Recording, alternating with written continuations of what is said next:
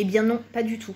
L'hydratation de la muqueuse vaginale n'a pas de lien avec la consommation d'eau ou l'apport hydrique dans la journée.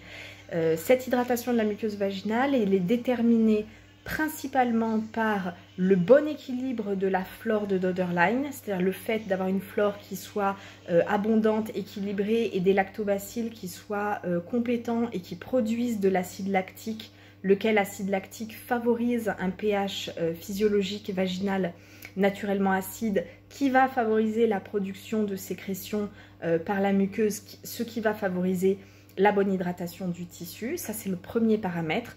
Et puis le deuxième paramètre, c'est le paramètre hormonal, c'est-à-dire le fait qu'il y ait encore une fonctionnalité ovarienne en place ou pas, donc le fait d'être dans une période de fertilité ou dans une période de préménopause ou de ménopause. Et on sait que la réduction de la fonctionnalité ovarienne réduit l'hydratation de la muqueuse vulvovaginale et des tissus de manière générale.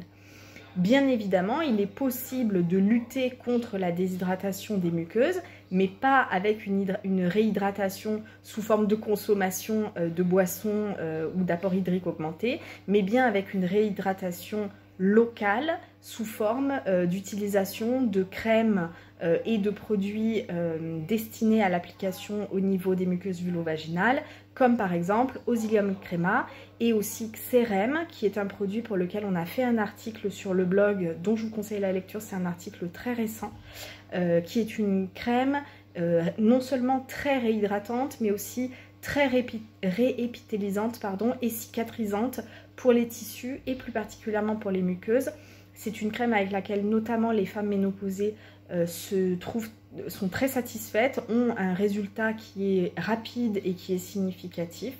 Bien évidemment, c'est exactement, j'ai l'habitude de dire que c'est exactement comme quand on a les mains sèches. Si vous avez des mains sèches et que vous mettez de la crème le soir devant la télévision, le lendemain, la peau va beaucoup mieux. Si vous arrêtez de mettre la crème, la sécheresse revient. En cas de sécheresse vaginale, si la cause est une cause sur laquelle on ne peut pas revenir en arrière, comme par exemple une période de préménopause ou ménopause, évidemment, la réhydratation des tissus doit être continue. Il faut mettre en place une routine, donc une bonne habitude, et ne plus revenir en arrière par rapport à ça.